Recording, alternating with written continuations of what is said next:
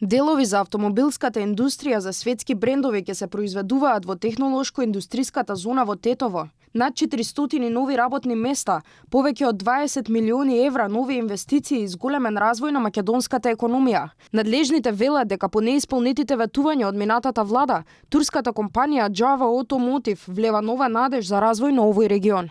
Според бизнес планот на компанијата ќе бидат отворени помеѓу 400 и 500 нови работни места во моментите кога компанијата ќе го добие својот полн сјај.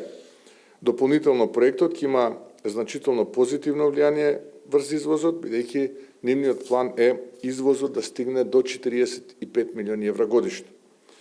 Ова не се само инвестиција во бројки, ова е инвестиција во доверба во институциите, доверба во економските политики, доверба во стабилноста на државата.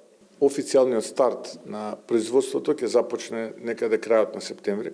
Компанијата е глобален производител за автомобилската индустрија со повеќе од 40 години искуство, а се очекува целокупното производство од Турција и Словачка да се пренесе токму во Тетово.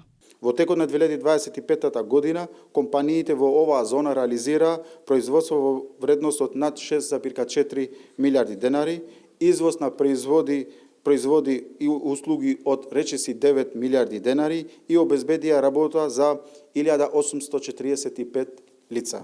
Инаку надлежните засилено работат на стратегија за привлекување на странски инвестиции и поголема диверзификација. До 2024 немаше никаков документ, за жал, одобрен од претходната влада.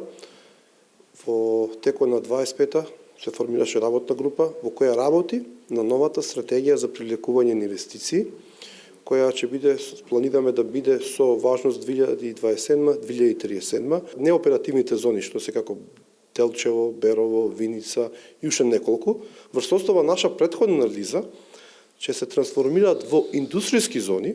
Оваа зона беше препознатлива по неисполнетото ветување на претходната влада, кога тогашниот вице-премиер Артан Груби, заедно со лидерот на ДУИ, поставија камен темелник на фабрика за електрични автомобили. Тогаш беше најавена инвестиција од 130 милиони евра и 900 нови работни места, а првиот автомобил требаше да биде произведен до 2024 година.